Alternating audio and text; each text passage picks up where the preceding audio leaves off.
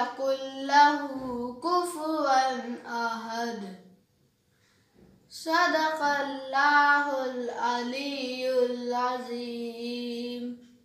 اللهم صل على محمد وآل محمد. اللهم صل على محمد وآل محمد.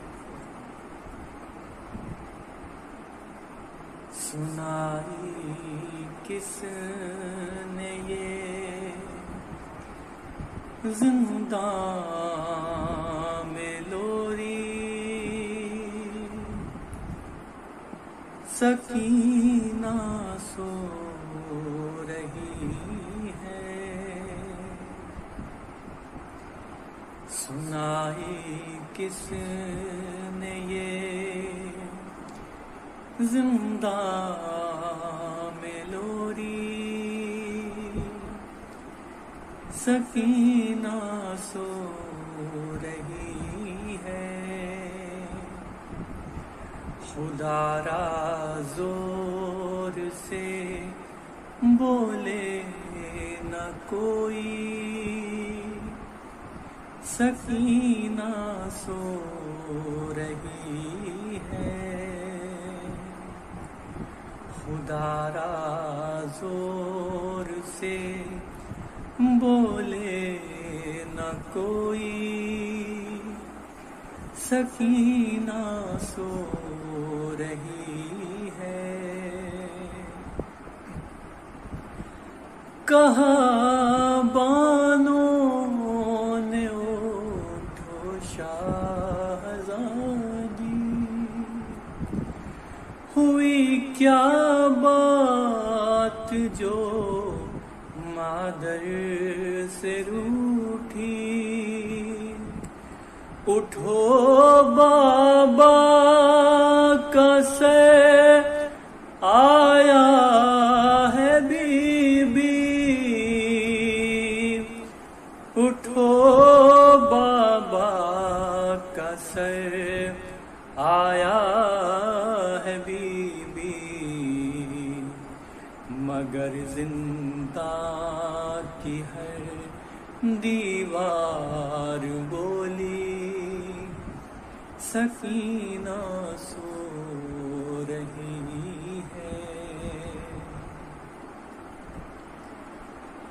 تمہارے گوشوارے مل گئے ہیں، درے زندان سارے کھل گئے ہیں.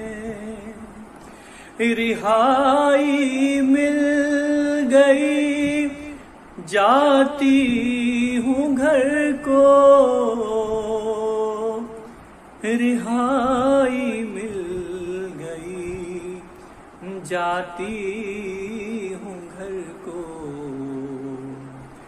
مگر سجاد کی آواز آئی، سکینہ سو رہی ہے.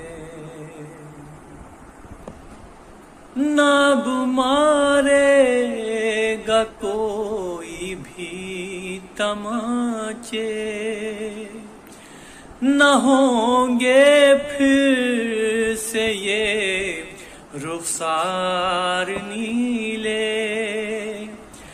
گلا باندھا نہ جائے گا رسم میں، گلا باندھا نہ جائے گا رسم میں.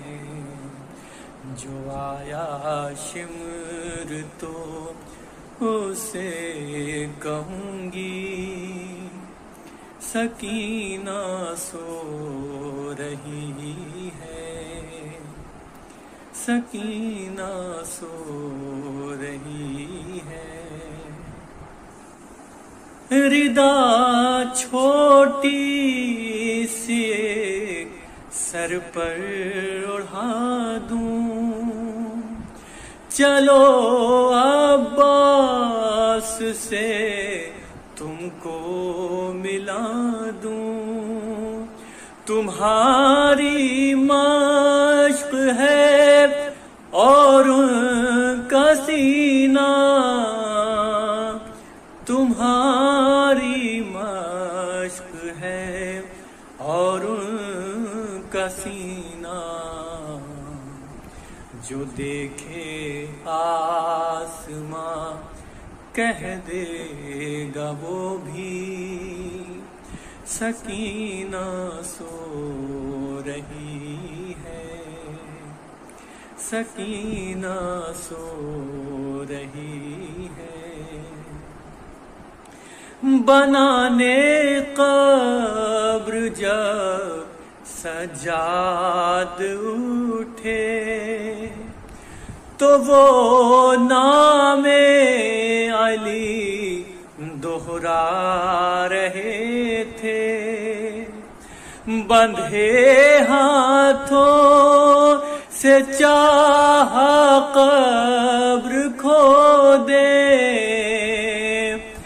بندھے ہاتھوں سے چاہا قبر کھو دے. اچانک پاؤں کی زنجیر بولی، سکینہ سو رہی ہے، سکینہ سو رہی ہے. سنائی کس نے یہ زنداں میں لوری، سکینہ سو رہی ہے، سکینہ سو رہی ہے.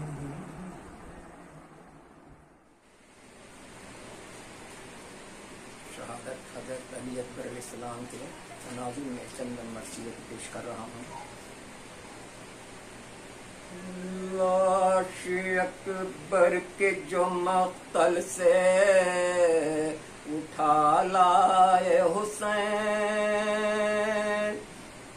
لاش اکبر کے جو مقتل سے اٹھا لائے حسین، نوجواں کو صف اول سے اٹھا لائے حسین، چاند کو شام کے بادل سے اٹھا لائے حسین، جا بلب شیر کو جنگل سے اٹھا لائے حسین. ارے دی صدا لاش پہ سر آن کے لے جا بانو، ارے چھد گیا برچھی سے اکبر کا کلیجہ بانو، چھد گیا برچھی سے اکبر کا کلیجہ بانو. دیکھ لے آخری دیدار پہ سر مرتا ہے، سامنے آنکھوں کے یہ نور نظر مرتا ہے. اب کوئی دم میں تیرا رٹ کے قمر مرتا ہے، منہ سے باہر ہے زباں تشنہ جگر مرتا ہے. دم ہے سینے میں رکا زخموں سے خون جاری ہے، ارے ہائے بانو تیرے گھر لٹنے کی تیاری ہے، ہائے بانو تیرے گھر لٹنے کی تیاری ہے. پہنچی خیمے میں جو حضرت کے یہ پردرد صدا، مضطرب ہو گئی ناموں سے رسول دوسرا. کہا چلا کے سکینہ نے کے ہے بھیا، فضا دوڑی سوئے در پھینک کے سر پر سردا ارے پیٹتی زینب مزتر نکل آئی باہر بانو گھبرا کے کھلے سر نکل آئے باہر بانو گھبرا کے کھلے سر نکل آئے باہر شاہ کے کاندھے پہ دیکھا علی اکبر کو نڈھال ہاتھ پھیلا کے یہ چلائی کے ہے میرے لال ارے کیا غضب ہو گیا اے بادشاہ نیک خصال راس آیا نہ میرے بچے کو 18 سال ٹکڑے تیغوں سے بدن ہو گیا سارا ہے کون تھا جس نے میرے شیر کو مارا ہے کون تھا جس نے میرے شیر کو مارا ہے رو کے بانوں سے یہ فرمانے لگے سرور دین سر نہ پیٹو ابھی زندہ ہے میرا ماہ جبیں سانس آتی ہے یہ ہر دم دم باز پسیں کچھ ان کا بھی ہے اور ہم بھی ہیں مرنے کے قریب سب چھوٹے اب نہ رہا کوئی ہمارا بانو اس جوان بیٹے کے غم نے ہمیں مارا بانو اس جوان بیٹے کے غم نے ہمیں مارا بانو بانو صدمے سے نہ مر جائے یہ ڈر ہے بیٹا سب تیرے دل کی میرے دل کو خبر ہے بیٹا ہاتھ سینہ پر تیرا خون میں تر ہے بیٹا پھر یہ کیا ہے جو نہیں زخم جگر ہے بیٹا حسن سناتا ہے بدن جان چلی جاتی ہے اور اس لہو سے تو میرے دودھ کی بو آتی ہے اس لہو سے تو میرے دودھ کی بو آتی ہے اے میرے شیر تجھے لطف جوانی نہ ملا چین پردیس میں اے یوسف ثانی نہ ملا قطرے آب بجز اشک فشانی نہ ملا دودھ پی پی کے پلے اور تمہیں پانی نہ ملا مر گئے مجھ کو دلہن بھی نہ دکھائی بیٹا خاک میں مل گئی بانوں کی کمائی بیٹا خاک میں مل گئی بانوں کی کمائی بیٹا لاش اکبر جو مقتل سے اٹھا لائے حسین رحم اللہ من قرأ الفاتحہ.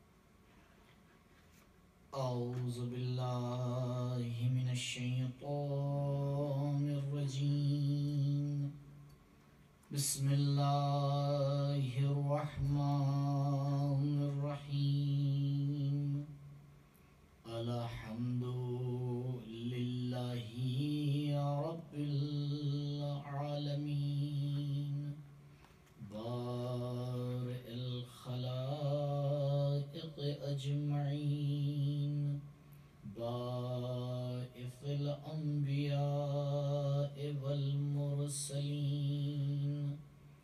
والصلاة والسلام على طه وياسين حبيب إله العالمين شفيع المذنبين أبي القاسم المصطفى محمد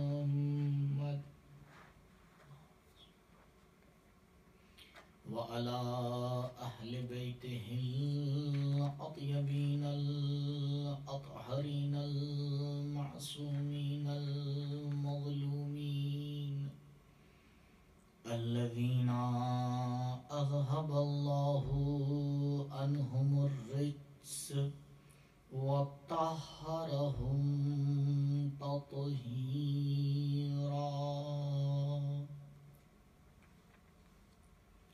ولا سيما على الحجة الثاني عشر بقية الله المنتظر ولعنة الله على أعدائهم وقتلتهم ومنكري فضائلهم أجمعين أما بعد فقد قال الله الحكيم في بيانه الكريم أعوذ بالله من الشيطان الرجيم لا يكلف الله نفسا إلا وسعها لها ما كسبت وعليها ما اكتسبت. درود پائیں بر محمد و آل محمد.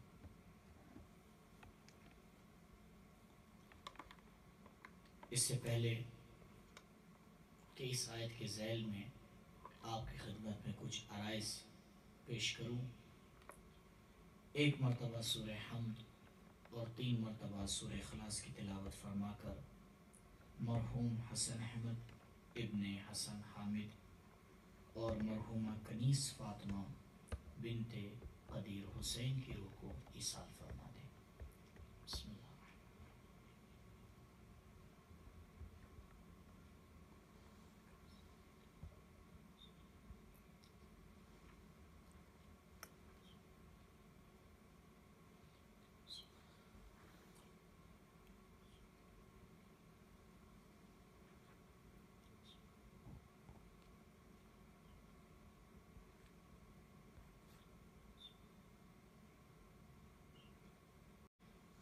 ایک مرتبہ درود پڑھیں پر محمد و آل محمد. عصر حاضر اور ہماری ذمہ داریاں اس عنوان کے ذیل پچھلی گفتگو میں بات یہاں تک آ کے پہنچی کہ اس سے پہلے کہ ہم ذمہ داریوں کی فہرست گنوائیں ہمیں یہ معلوم ہونا چاہیے کہ کیوں ہمارے لیے ضروری ہے کہ ہم اپنی ذمہ داریوں پر عمل کریں اور اپنی ذمہ داریوں کو پہچانیں. خلاصہ کلام یہ تھا کہ اگر انسان کامیابی چاہتا ہے اور کمال تک پہنچنا چاہتا ہے، اور یہ انسان کا فطری تقاضا ہے، یعنی اب اس کے لیے کوئی دلیل اور برہان کی ضرورت نہیں ہے کہ انسان کیوں کامیاب ہونا چاہتا ہے، انسان کیوں کمال تک پہنچنا چاہتا ہے، بلکہ یہ ہر انسان کا ضمیر آواز دیتا ہے کہ انسان تجھے اس دنیا میں کامیاب ہونا ہے، تجھے اس دنیا کے ساتھ ساتھ آخرت میں بھی کامیاب ہونا ہے. تو کامیابی اور ترقی اور کمال یہ ایسی باتیں ہیں کہ جسے ہر انسان مانتا ہے اور اس کے اوپر ایمان رکھتا ہے۔ اسی اصل مسلم کو لے کر گفتگو کا آگے بڑھایا تھا کہ اگر انسان چاہتا ہے کہ کامیاب ہو جائے اور ترقی کرے اور کمال تک پہنچے تو اس کے لیے ضروری ہے وہ اپنی ذمہ داریوں کو پہچانے اور اس کے اوپر عمل کرے۔ اگر انسان اپنی ذمہ داریوں کو نہ پہچانے اور جب نہیں پہچانے گا تو عمل بھی نہیں کر پائے گا تو یقین مانیے سال ہا سال گزر جائیں گے، جہاں ہے وہیں کا وہیں رہ جائے گا۔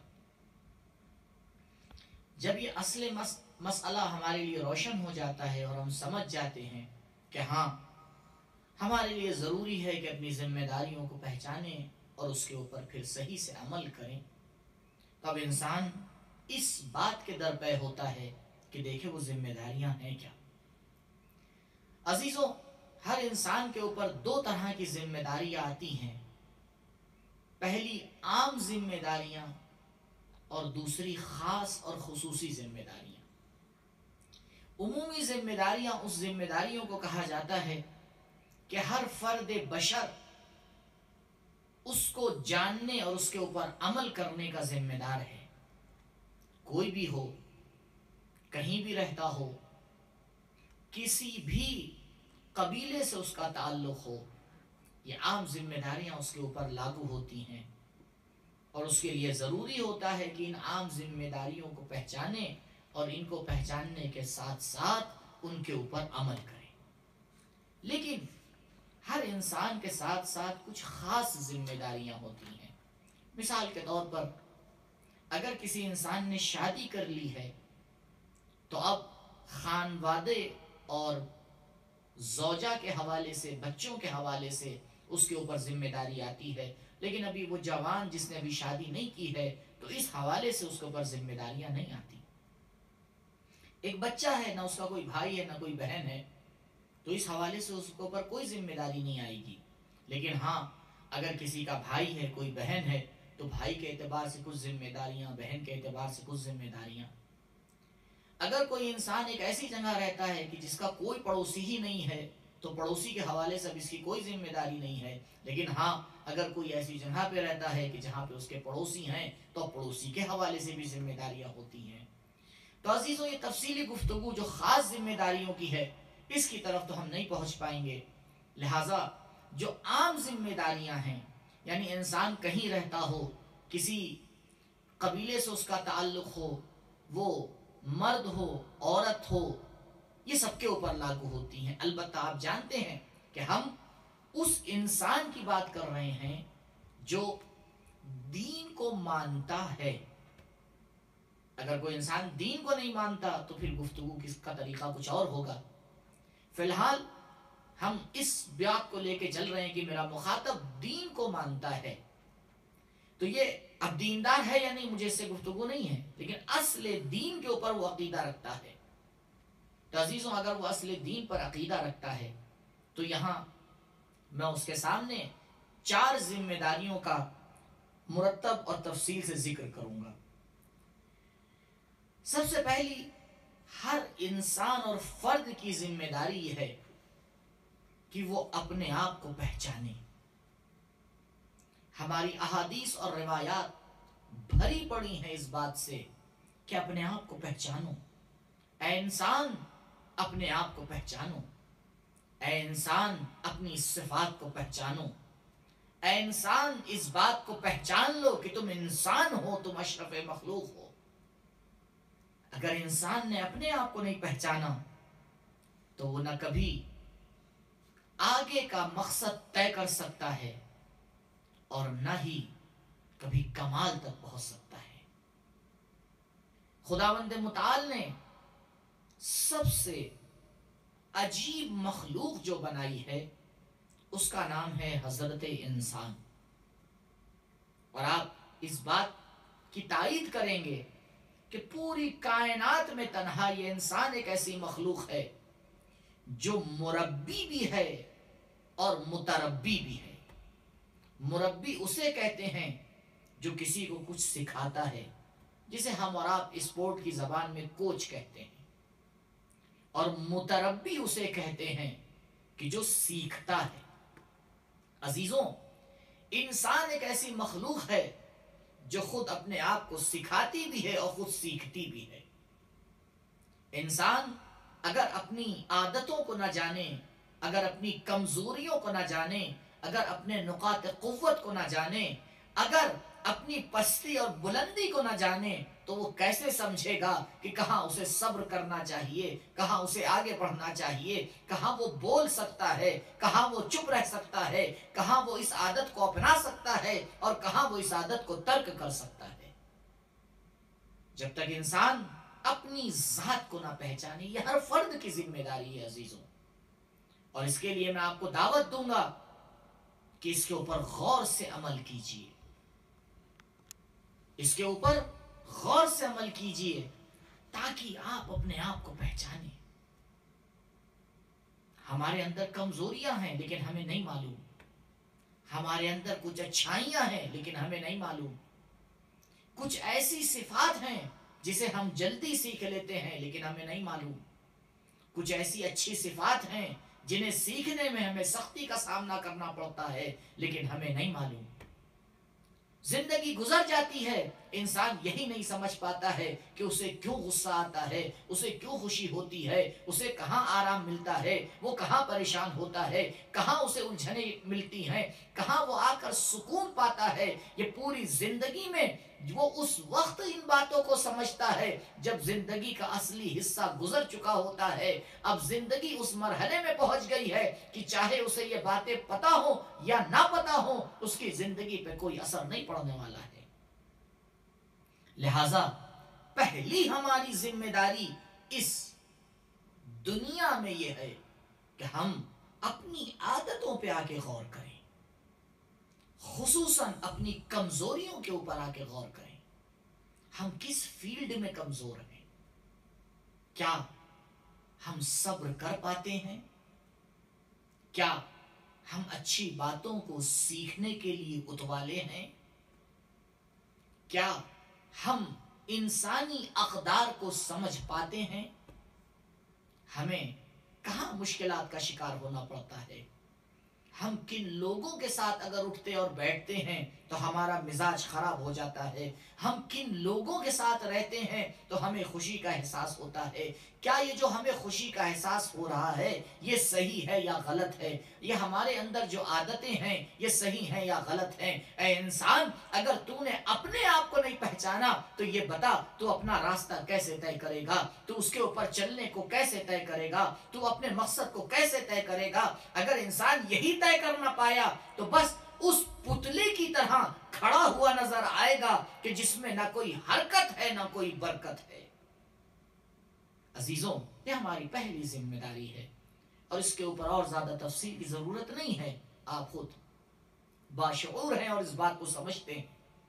اور آج کی دنیا میں تو یہ چیز تقریباً عام ہو چکی ہے، طرح طرح کی اپلیکیشنز بنائی گئی ہیں، طرح طرح کے ٹیبلز بنائے گئے ہیں، طرح طرح کی خصوصیات بنائی گئے ہیں، یہاں تک کہ کچھ لوگ کلاسز بھی لیتے ہیں کہ آئیں اپنے آپ کو پہچانیں، آئیں پہلے اپنے آپ کو پہچانیں۔ کیوں ہم ایک دوسرے کے گریبان میں جھانکتے رہتے ہیں؟ میں نے پچھلی مجلس میں بھی آپ کے سامنے عرض کیا تھا کہ اس سے پہلے کہ ہم اپنی ذمہ داریوں کو سمجھیں، اپنے آپ کو پہچانیں، ہم شروعات دوسرے سے کرتے ہیں۔ شیطان کھڑا ہوا خوش ہوتا رہتا ہے کہ ہاں اب میں تیرے اوپر کامیاب ہو گیا، کیونکہ جس کو اپنا ہی نہیں پتا ہے اسے دوسروں کا کیا پتا ہوگا۔ تو یہ ہماری پہلی اور اہم ذمہ داری ہے، کیونکہ میرا ارادہ ہے کہ آج چاروں ذمہ داریوں کو، کیونکہ اس کے بعد فرصت نہیں آپ کی خدمت میں عرض کر دوں، لہٰذا اور زیادہ تفصیل کا وقت نہیں ہے۔ دوسری ذمہ داری جو اپنے آپ کو پہچاننے کے بعد انسان کے اوپر عائد ہوتی ہے وہ ہے اپنے دین کو پہچاننا۔ میں نے آپ سے شروع میں عرض کیا کہ میری گفتگو ان لوگوں سے ہے کہ جو دیندار ہیں۔ عزیزوں، آپ کسی بھی دین کو مانتے ہوں، مجھے اس سے کوئی اختلاف نہیں ہے کہ آپ کا دین کون سا دین ہے، آپ کا دین حق ہے، آپ کا دین باطل ہے، آپ کا دین صحیح ہے، آپ کا دین غلط ہے، مجھے اس سے کوئی سروکار نہیں ہے۔ اگر آپ اصل دین کو مانتے ہیں تو آپ یہ بھی مانتے ہوں گے کہ دین ہی تنہا ایسی چیز ہے جو ہمیں ہماری زندگی کا شیڈیول دیتی ہے۔ ہر دین ہمیں آ کے سکھاتا ہے کہ تمہیں کیسے کھانا ہے، تمہیں کیسے رہنا ہے، تمہیں کیسے بولنا ہے، کون سے قوانین تمہاری زندگی میں معتبر ہیں، کون سی باتیں ہیں جس سے تمہیں پرہیز کرنا ہے، وہ کون سے انسان ہیں جن سے تم ملاقات کر سکتے ہو، وہ کون سے لوگ ہیں جن سے تمہیں دور رہنا ہے۔ یہ دین ہمیں آ کے بتاتا ہے عزیزوں، کیونکہ دین انسان کی عقل سے بالا تر ہوتا ہے۔ البتہ یہاں پر کہنا پڑے گا ہر دین نہیں، بلکہ وہ دین جو حق ہوتا ہے، وہ دین جو خدا کی طرف سے دیا گیا ہوتا ہے، کیونکہ خالق دین اور خالق انسان ایک ہے۔ لہٰذا یہ خالق انسان اس کے لیے جب دین بھیجتا ہے تو ایسا دین بھیجتا ہے جو انسان کے بچپنے سے لے کر اس کی ولادت سے لے کر اس کے مرنے تک کے پورے انتظامات کو آگے طے کرتا ہے۔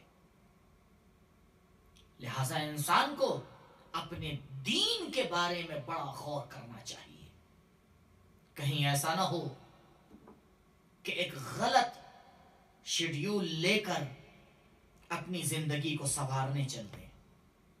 عزیزوں، ہم اور آپ تو اگر خدا نہ خواستہ چھوٹی سی بیماری کی گرفت میں آ جاتے ہیں تو آپ دیکھیں، اگر ایک ڈاکٹر کو دکھانا ہوتا ہے، ہمیں نزلہ ہوتا ہے، کھانسی بخار ہے، تو 4 لوگوں سے پوچھتے ہیں کہ کس ڈاکٹر کو دکھائیں، کون سا ڈاکٹر اچھا ہے۔ کیوں؟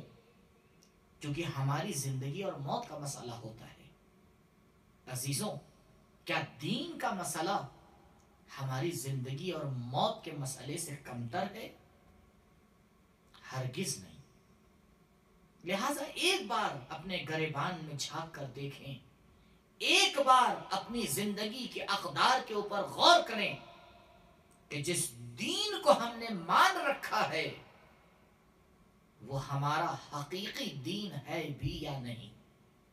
یہ اہم ذمہ داری ہے، اور جب تک کہ ہم اسے پورا نہیں کریں گے اور آ کے یہ کہتے چلے جائیں گے ہم وہی کر رہے ہیں جو ہمارے پوروج کرتے تھے، ہم وہی کر رہے ہیں جو ہمارے بزرگ کرتے تھے، تو یقین مانیے کسی بھی عقل اور برہان نے یہ ذمہ داری نہیں لی ہے کہ ہمارے بزرگ سب صحیح کر رہے تھے، ہمارے پوروج سب صحیح کر رہے تھے۔ نہیں، ان کی بھی زندگی صحیح اور غلط سے ملی جلی ہوئی تھی۔ لہٰذا ہمیں حق نہیں ملتا ہے کہ انہی نے جو بھی کہہ دیا ہے اسے آنکھ بند کر کے مان لیں، بلکہ یہ ہماری ذمہ داری ہے کہ ان کی اقدار کو آ کے پرکھیں، ان کے بتائے ہوئے راستے کے اوپر غور کریں۔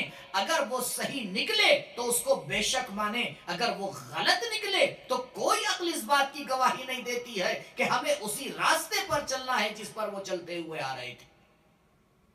ہماری زندگی کا سوال ہے، ہر انسان کو اپنی زندگی کے بارے میں فیصلہ لینے کا حق ہے۔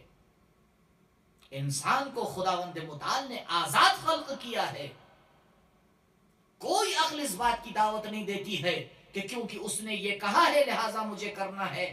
ہاں، اگر اس کا اور آپ کا رابطہ ایک عامر اور مامور کا راستہ ہے، وہ اوپر ہے آپ نیچے ہیں، وہ اعلیٰ ہے آپ ادنا ہیں، تو وہ الگ بات ہے، لیکن دین کے مسئلے میں کوئی کسی کے اوپر اعلیٰ نہیں ہوتا ہے۔ ہر انسان کو پروردگار نے عقل کی نعمت سے نوازا ہے، اور کر پروردگار اسی عقل کو معیار بنا کر اس سے سوال اور حساب اور کتاب کرے گا۔ تو اے انسان، کیوں اپنے آپ کو دھوکہ دے رہا ہے؟ اپنی عقل کا صحیح استعمال کر، اپنی آزادی کا صحیح استعمال کر، اور غور کر کہ جن باتوں کو تو مان رہا ہے وہ کل ایسی ہیں کہ جن کے آگے تو جواب دے سکے گا۔ آئے انسان اپنے دین کے بارے میں غور کرے، پھر جب اسے بھروسہ اور یقین ہو جائے کہ ہاں یہ میرا دین بہترین دین ہے، یہ دین وہی ہے کہ جس کے بارے میں غدیر میں اعلان ہوا، الیوم اکملت لکم دینکم واتممت علیکم نعمتی ورضیت لکم الاسلام دینا. ہاں یہ آج وہ دن ہے جس میں ہم نے یہ طے کر لیا کہ ہم تمہارے دین کو کمال تک پہنچائیں گے، اتمام تک پہنچائیں گے، اپنی نعمتوں کو تمہارے اوپر پورا کر دیں گے، اور ہم اس بات پہ راضی ہو جائیں گے کہ یہ حقیقی اسلام تمہارا دین بن جائے. انسان جب اس کے اوپر غور کر لیتا ہے اور سمجھ جاتا ہے تو اب اگلا مرحلہ آتا ہے. اب آئے سمجھے اسلام کہتا کیا ہے، دین کہتا کیا ہے. ہم اپنی زندگی میں کتنا وقت نکالتے ہیں دین کو سمجھنے کے لیے؟ ہمارے پاس وقت ہے. اپنے ڈیوائس کے اوپر طرح طرح کی چیزیں دیکھنے کے لیے ہمارے پاس وقت ہے، فضول کے کام کرنے کے لیے ہمارے پاس وقت ہے، لوگوں کے ساتھ بیٹھ کر اپنا وقت برباد کرنے کے لیے ہمارے پاس وقت ہے، طرح طرح کی چیزوں میں صرف کرنے کے لیے. لیکن ہمیں اتنی فرصت نہیں ملتی ہے کہ وہ ہماری زندگی کا اہم مرحلہ کہ جسے دین کہا جاتا ہے اس کے بارے میں آ کے مطالعہ کریں، اس کے بارے میں آ کے غور کریں، اس کی اقدار کو سیکھیں، اس کے اصول کو سیکھیں، اس کے فروع کو سیکھیں، اس کی اخلاقیات کو سیکھیں. دیکھیں وہ آخر کار ہم سے چاہتا کیا ہے. اگر ہمیں یہی نہیں سمجھ میں آیا آج تک کہ دین ہم سے کیا چاہتا ہے تو یہ بتائیے ہم کرنے کیا نکلے ہیں. آپ اگر کسی کمپنی کو جوائن کرتے ہیں تو آپ سب سے پہلے اس کے قانون کو مطالعہ کرتے ہیں، اس کی ویلیوز کو آ کے پڑھتے ہیں، اس کے گولز کو آ کے دیکھتے ہیں، ساری چیزوں کا آ کے چیک کرتے ہیں. آپ کیوں؟ تاکہ آپ کا عمل کمپنی میں جو کمپنی چلا رہا ہے اس کی نظر کے مطابق ہو. اللہ اکبر! کیا دین اتنا بھی اہمیت نہیں رکھتا ہے؟ کیا دین کی اتنی بھی حیثیت نہیں ہے کہ ہم ایک کمپنی کی طرح بھی اس کے ساتھ آ کے برتاؤ کریں؟ کم سے کم ذرا ایک بار اس کے اصول تو اٹھا کے دیکھیں، ایک بار اس کے فروع تو اٹھا کے دیکھیں، ایک بار اس کی اخلاقیات تو اٹھا کے دیکھیں. ذرا دیکھیں تو کہ وہ اللہ تعالی کہ جس نے اس دین کو ہمارے لیے بھیجا ہے وہ ہم سے چاہتا کیا ہے. وہ ہم سے کیا چاہتا ہے؟ وہ ہم سے کن اصول کی پابندی چاہتا ہے؟ وہ ہم سے کس فروعات کے اوپر چلنے کے لیے کہتا ہے؟ وہ ہم سے کن اقدار کو مانگ رہا ہے؟ عزیزوں یہ ہماری اہم ذمہ داری ہے. آج کی اس مادی دنیا میں کہ جس کی چمک نے ہماری آنکھوں کو چکا چوند کر رکھا ہے، کیا ہم اس مسئلے کے اوپر غور کر پائے ہیں؟ کیا ہم اس بات کو سمجھ پائے ہیں کہ ہمیں کتنی دین کی ضرورت ہے؟ عزیزوں دین روشنی ہے،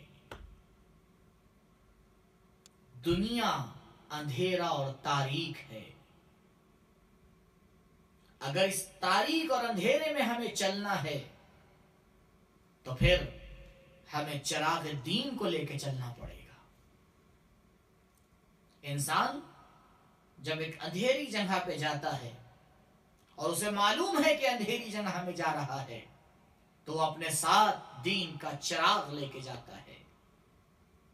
کاش ہم نے یہ سمجھ لیا ہوتا کہ اس اندھیری دنیا میں ہمیں دین کے چراغ کی ضرورت ہے. ہمیں اس چراغ کی ضرورت ہے کہ جس نے اپنے نبی کے ذریعے سے پوری دنیا کو یہ بتایا کہ آؤ ہمارے اوپر عمل کرو، ہم تمہاری دنیا بھی بنا دیں گے، آخرت بھی بنا دیں گے. لیکن انسان غور نہیں کر پاتا.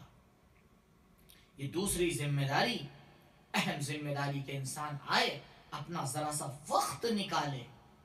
اور ایسا نہیں کہ ہمارے پاس فرصت نہیں ہے، نہیں، بے حد فرصتیں ہیں ہمارے پاس، لیکن ہم زندگی پہ غور نہیں کرتے، ہم اپنے وجود کے اوپر غور نہیں کرتے. ہمیں پتہ ہی نہیں چلتا کہ ہمارا وقت کہاں برباد ہو رہا ہے.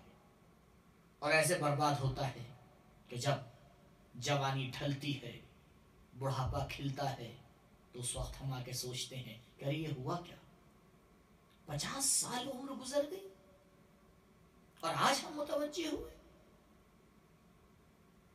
اتنی عمر گزر گئی. اور ابھی تک کہ ہمیں کچھ سمجھ میں نہ آیا؟ ہاں عزیزوں، یہ ہماری اہم دوسری ذمہ داری. چلتے ہیں تیسری ذمہ داری کی طرف. تیسری اور اہم ذمہ داری ہماری، جس کے بارے میں حجت ناطق امام جعفر صادق علیہ السلام نے فرمایا، جس میں مولا فرماتے ہیں العالم بالزمانہ لا تحجم علیہ اللوابس. وہ انسان جو اپنے زمانے کی شناخت اور معرفت اور پہچان رکھتا ہے، لا تحجم علیہ اللوابس، تو کبھی بھی مشکلات اسے اپنے گھیرے میں نہیں لے سکتی. اللہ اکبر، کتنا عظیم بیان ہے یہ میرے مولا کا. اور یہی ہماری تیسری ذمہ داری ہے. البتہ ترتیب کے ساتھ میں عرض کر رہا ہوں، یعنی پہلے تھوڑا بہت اپنے آپ کو پہچانیں، تھوڑا بہت اپنے دین کو پہچانیں، پھر آئیں اس تیسرے مرحلے کی طرف. اس کا مطلب نہیں ہے کہ وہ پہلے دونوں مرحلے ختم ہو گئے، نہیں، پھر دوبارہ پلٹیں اور زیادہ اپنے آپ کو پہچانیں، اور زیادہ دین کو پہچانیں، پھر اور زیادہ آئیں اور اپنے زمانے کو پہچانیں. عزیزوں، اگر ہم نے اپنے زمانے کو نہیں پہچانا تو ہمیشہ زمانے سے شکست کھاتے ہوئے نظر آئیں گے. وہ قومیں کبھی ترقی نہیں کر پاتی جو خود اپنے بارے میں غور نہ کریں. اسی طرح سے وہ انسان بھی کبھی ترقی نہیں کر پاتا جو اپنے بارے میں نہ سوچے، اپنے زمانے کو نہ پہچانے. ذرا غور کریں ہمارے ارد گرد کیا ہو رہا ہے.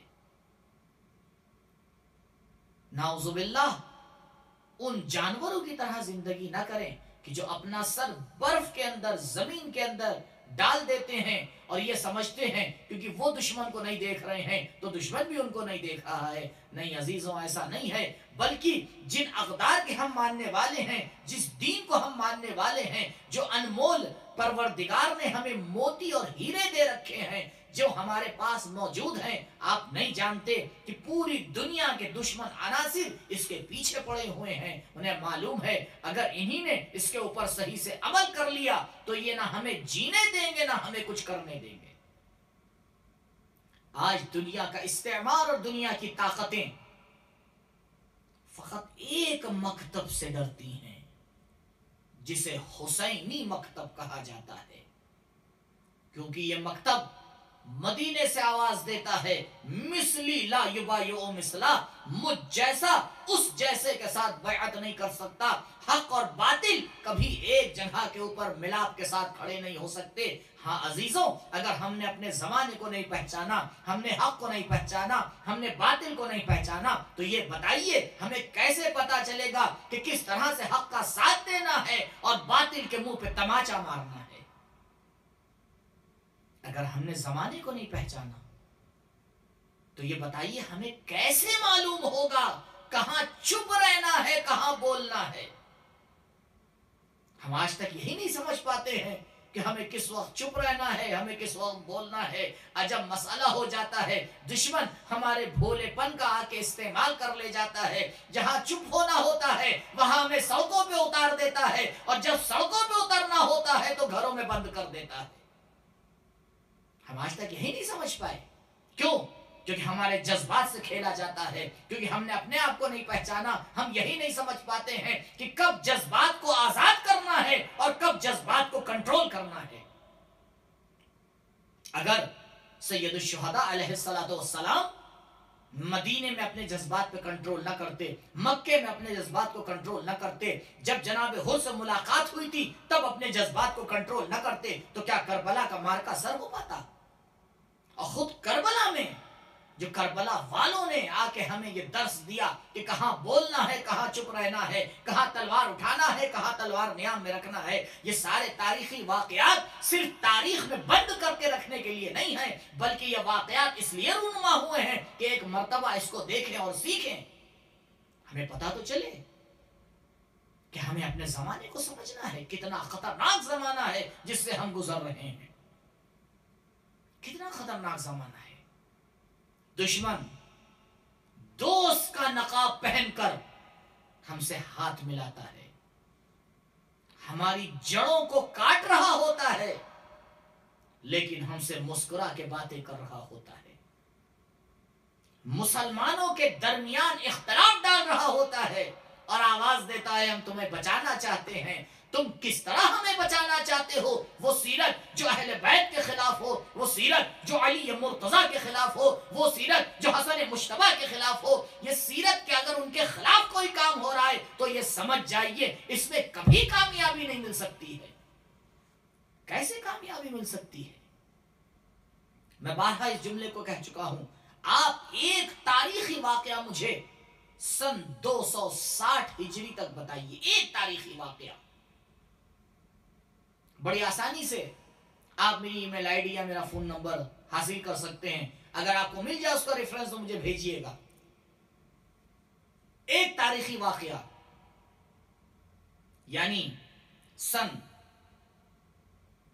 پہلی ہجری کو آپ لے لیجئے، بلکہ اس سے بھی 10 سال پہلے آ جائیے، جس وقت سے محمد مصطفیٰ صلی اللہ علیہ وآلہ وسلم نے آ کے آواز دی، قولوا لا الہ الا اللہ تفلحوا، لا الہ الا اللہ کہو اور کامیاب ہو جاؤ۔ جب سے اس عالی ترین انسان نے یہ آواز دی اور جب سے غیبت صغرا کا زمانہ شروع ہوا، یہ 270 سال کا فاصلہ، آپ اس 270 سال میں مجھے تاریخ اسلام میں ایک واقعہ ایسا بتا دیجئے کہ جس میں مسلمانوں میں آپس میں اختلاف اور جنگ اور خوریزی مذہب کے معیار پر ہوئی ہو۔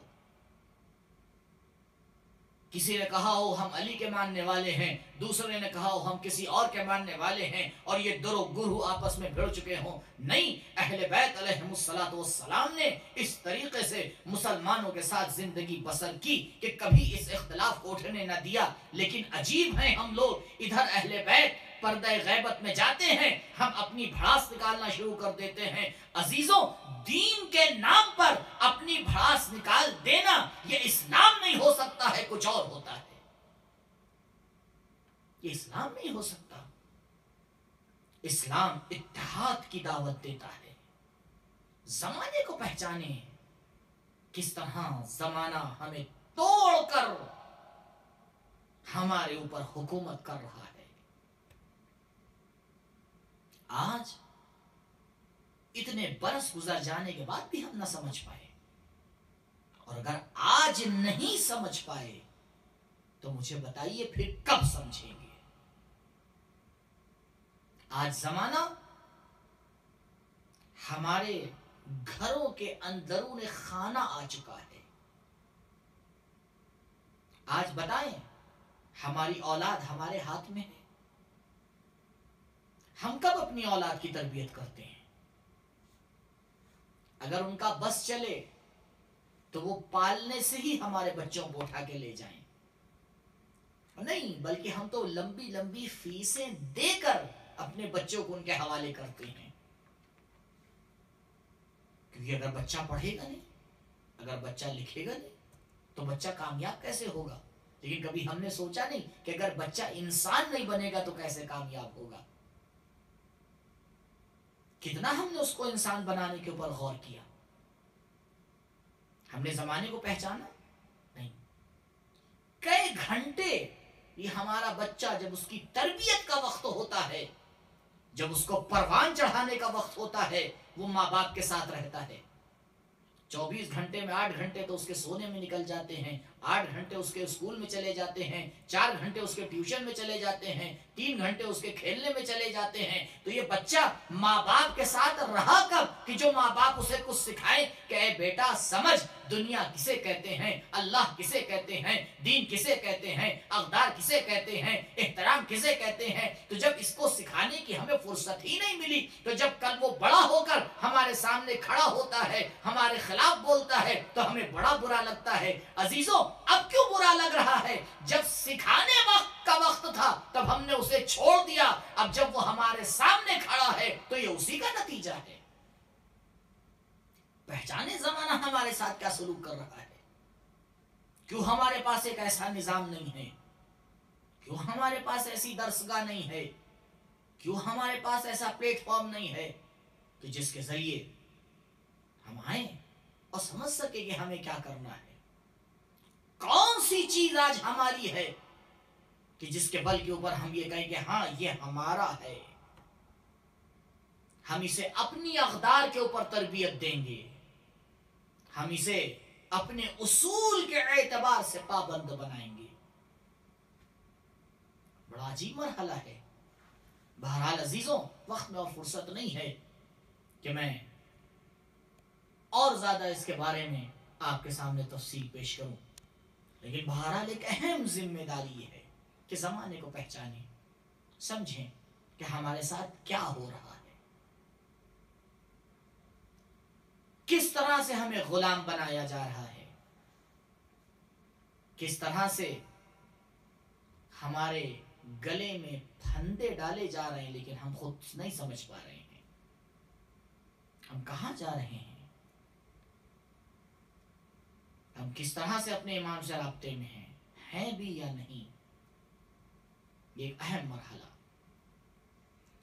چوتھی ذمہ داری کہ جس کے بارے میں امیر کائنات علی ابن ابی طالب علیہ السلام فرماتے ہیں،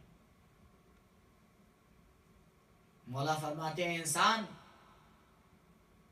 پروردگار نے تجھے 2 زندگیاں عطا نہیں کی ہیں، تجھے 2 بار جینے کی فرصت نہیں دی ہے،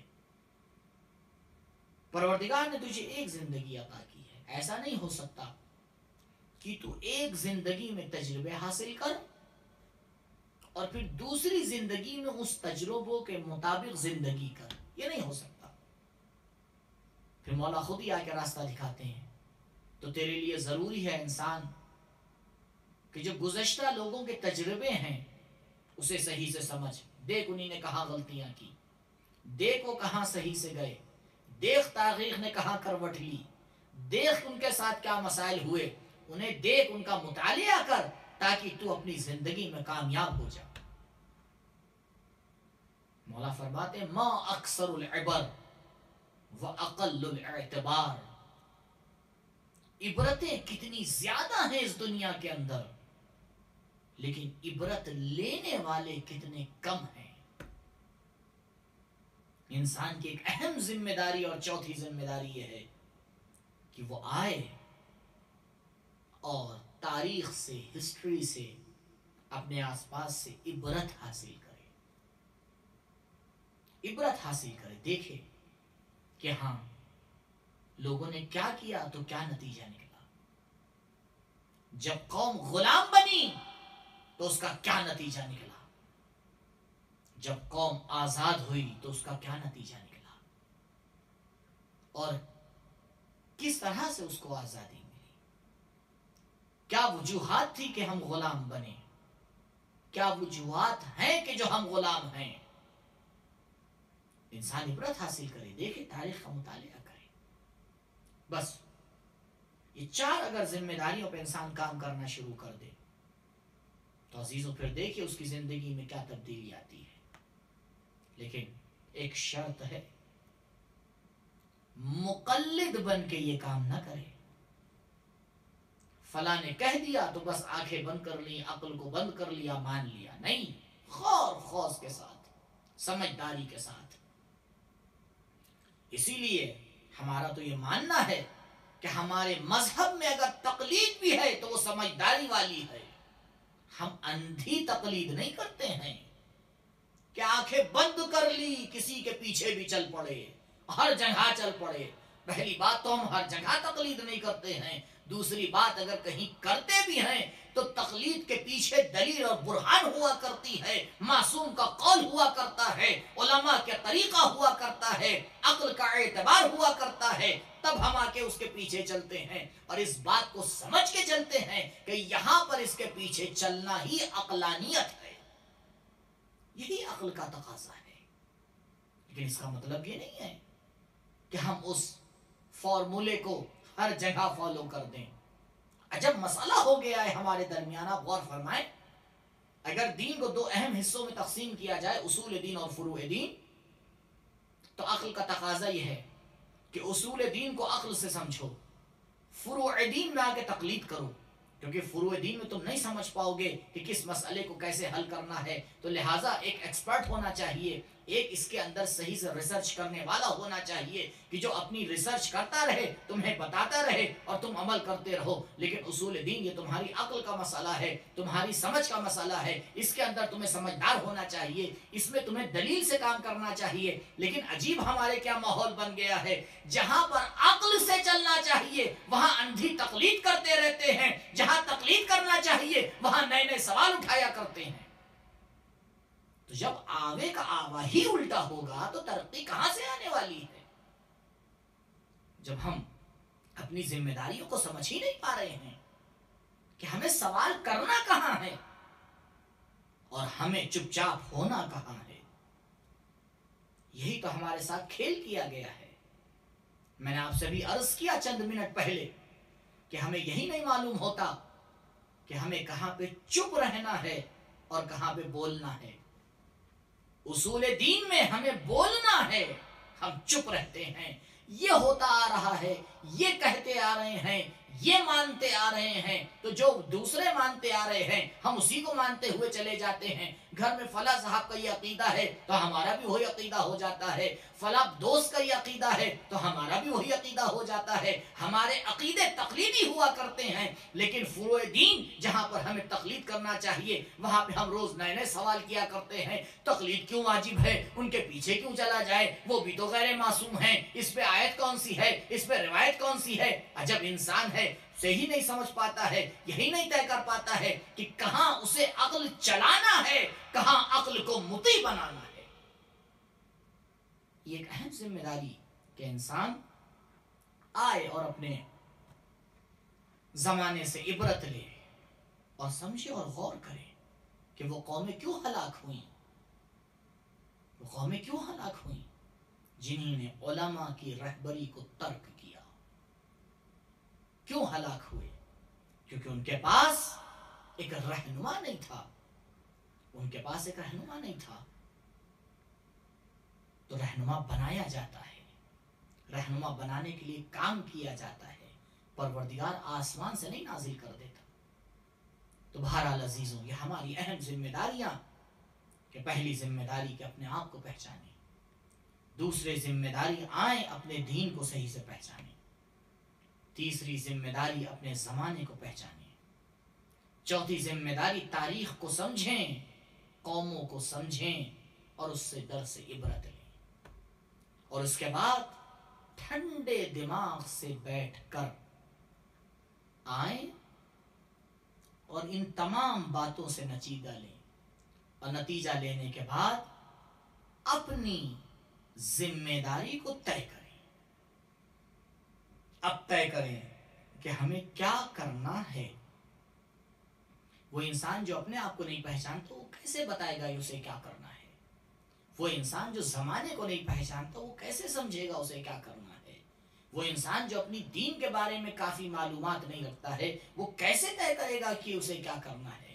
وہ انسان جس نے ابھی تاریخ سے کوئی عبرت حاصل نہیں کی ہے وہ کیسے آگے طے کرے گا اسے کیا کرنا ہے؟ یہ اصل اصول ہیں ہماری زندگی کے، اگر اس کو ہم نے سمجھ لیا تو پھر ہمیں سمجھ میں آ جائے گا کہ ہمیں کب صلح کرنا ہے اور کب جنگ کرنا ہے۔ ہاں عزیزوں، اہل بیت علیہ الصلوۃ والسلام کی پوری زندگی ہمیں یہی سمجھانے میں گزر گئی کہ انسان اپنی ذمہ داریوں کو سمجھ، اور یاد رکھ اگر تو نے اپنی ذمہ داریوں کو سمجھ لیا تو ہمیشہ تیرا عمل ایک طریقے کا نہیں ہوگا۔ کہیں ضرورت ہوگی کہ 25 سال چپ رہا جائے، کہیں ضرورت ہوگی صلح کی جائے، کہیں ضرورت ہوگی کربلا کا مارکا چھیڑا جائے، کہیں ضرورت ہوگی دعاؤں کا سہارا لیا جائے، کہیں ضرورت ہوگی کہ علم کی بنیادوں کے اوپر چلا جائے، کہیں ضرورت ہوگی کہ زندان کی سلاخوں کے پیچھے جایا جائے، کہیں ضرورت ہوگی کہ ہجرت کی جائے، کہیں ضرورت ہوگی کہ غیبت میں جایا جائے۔ عزیزوں، یہ الگ الگ طرح کی ذمہ داریاں ہوتی ہیں جو انسان اگر ان کو پہچانتا ہے تب اس کی سمجھ میں آتا ہے۔ ہاں، تاریخ نے ایک موڑ یہ بھی دکھایا کہ ایک معصوم نے اپنی ذمہ داری سمجھی کہ اب اسے مدینے کو خیر آباد کہنا ہے۔ حسین مدینے کو خیر آباد کہہ کے کربلا روانہ ہوئے۔ ہاں آزادارو، یہ وہ ایام ہیں کہ جس میں حسین کا مدینے سے نکلا ہوا کارواں، جس کی تعداد اب کافی کم ہو چکی تھی، اور کربلا میں وہ اپنے عزیزوں کو کھو چکا تھا، کوفے سے شام کی طرف روانہ ہو کر اب دربار یزید میں پہنچ چکا ہے، اور اب زندان شام ہے، اور سید سجاد و زینب کی تنہائی ہے۔ ہاں آزادارو، جب کسی چاہنے والے نے آ کے مولا سے کہا، مولا آخر کب تک گریہ کریں گے؟ مولا شہادت تو آپ کی میراث ہے۔ تو ایک مرتبہ سید سجاد نے پلٹ کے جواب دیا، ہاں پوچھنے والے، تو نے صحیح کہا، شہادت تو ہمارے لیے کرامت ہے، شہادت تو ہمارے لیے میراث ہے، لیکن ذرا یہ بتا کہ کھلے بازار میں، بھرے دربار میں سیدانیوں کا اس طرح سے جانا، یہ بھی ہماری سیرت ہے۔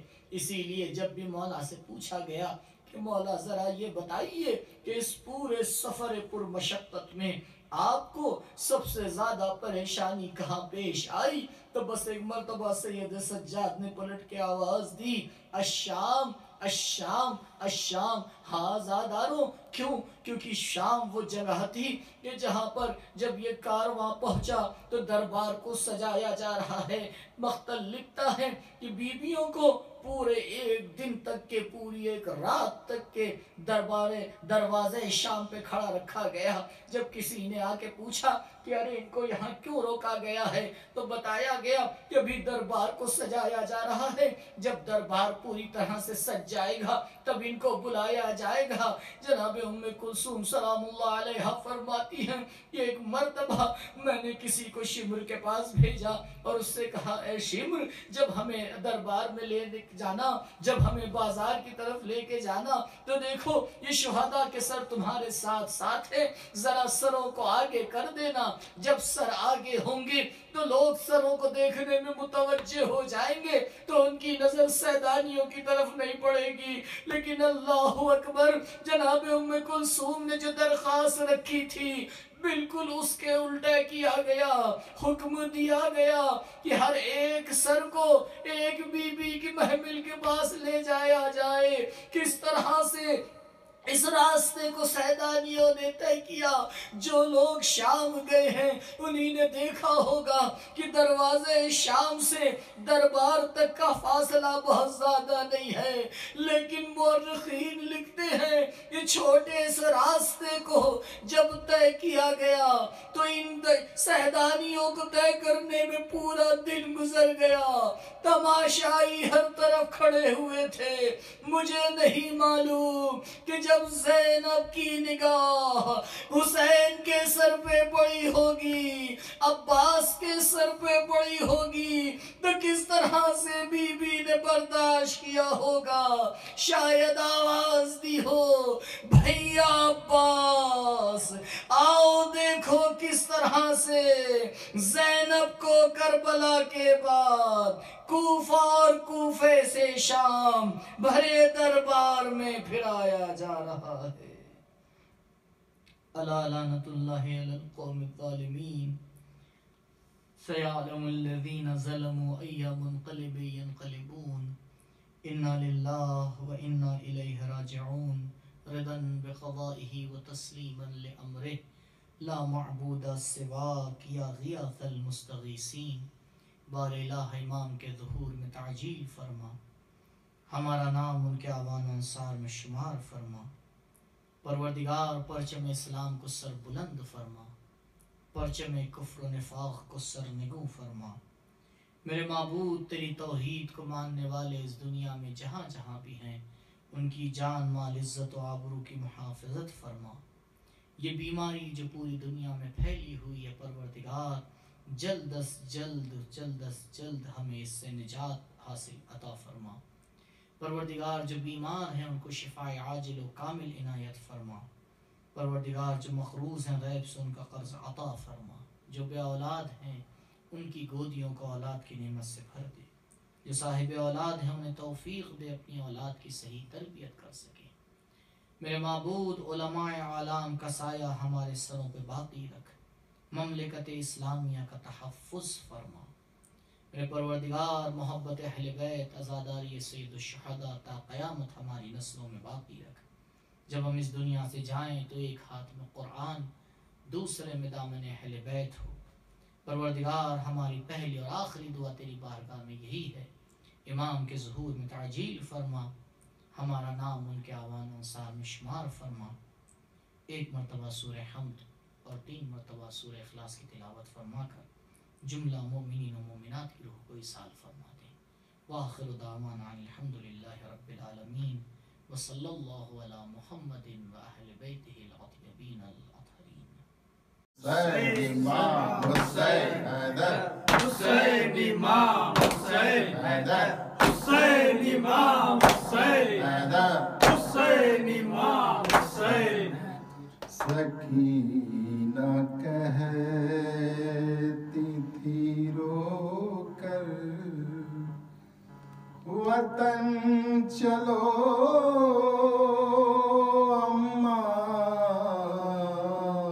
سکینہ کہتی تھی رو کر وطن چلو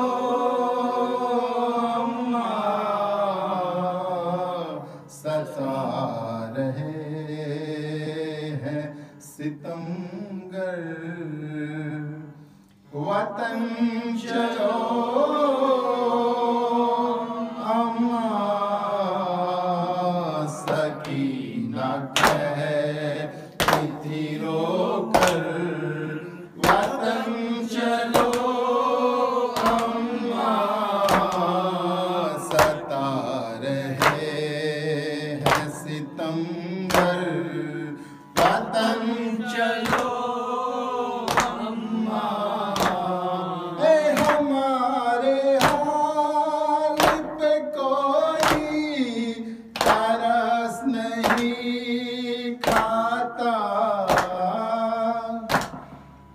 بلا رہی ہوں مدد کو کوئی نہیں آتا، خودوں نے چھینی ہے چادر وطن چلو اماں، سکینہ کہتی تھی رو کر وطن چلو اماں، اور گلے میں درد ہے بولا بھی اب نہیں جاتا، ہے فندہ ایسا کہ کھولا بھی اب نہیں جاتا، لینے باندھا ہے کس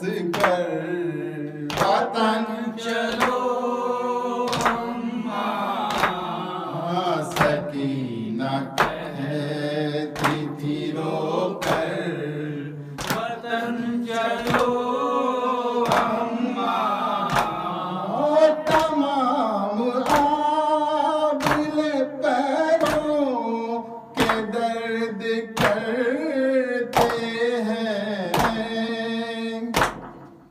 کہیں جو راہ میں تھوڑا سا ہم ٹھہرتے ہیں، میں بیٹھ جاتی ہوں تھک کر وطن چلو اماں، سکینہ کہتی تھی رو کر